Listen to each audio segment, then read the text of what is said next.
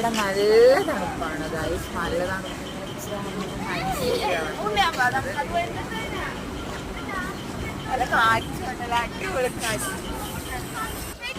അങ്ങനെ ഈ തൊപ്പി കണ്ടപ്പോൾ എനിക്ക് ഒരുപാട് ഇഷ്ടപ്പെട്ടു. ഞാൻ ജസ്റ്റ് ഒന്ന് തലയിൽ വെച്ച് നോക്കിയിട്ടുണ്ടായിരുന്നു. അങ്ങനെ നമ്മൾ നടന്നപ്പോൾ റോഡിൽ ഒരു പട്ടി കിടക്കുന്നുണ്ട്.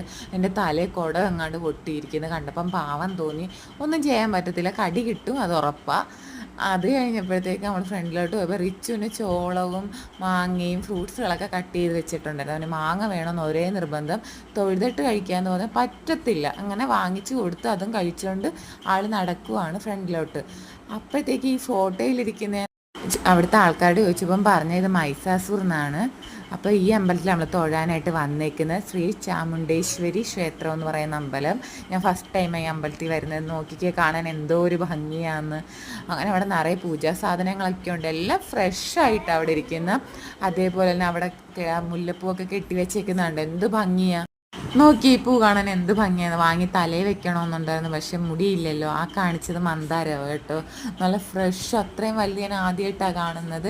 പിന്നെ വാതിക്കൽ തന്നെ തിരുമേനി നിൽപ്പുണ്ടായിരുന്നു, നമ്മൾക്ക് ചന്ദനമൊക്കെ ഇട്ട് തരും. അങ്ങനെ അവിടുന്ന് തൊഴുത്തിറങ്ങിയപ്പോൾ നല്ല നല്ല മാലകൾ കണ്ട്. അത് കഴിഞ്ഞപ്പോൾ ചോളം ചുട്ടത് ആൻറ്റിയൊക്കെ വാങ്ങിച്ചിട്ടായിരുന്നു. അപ്പോൾ റിച്ചുവിന് പുഴുങ്ങിയത് മതി എന്ന് പറഞ്ഞ് സ്വീറ്റ് കോണാണ് വാങ്ങിക്കൊടുത്തത്. അങ്ങനെ ഇവിടെ ഫുൾ കടകളാണ് കേട്ടോ, ചുറ്റിനും 4 വശം ഇങ്ങനത്തെ. എനിക്ക് വേണ്ടി ഞാൻ ബേൽപൂരിയാണ് വാങ്ങിയത്. അത് നല്ല സൂപ്പർ ടേസ്റ്റായിരുന്നു, എനിക്ക് ഒരുപാട് ഇഷ്ടപ്പെട്ട്.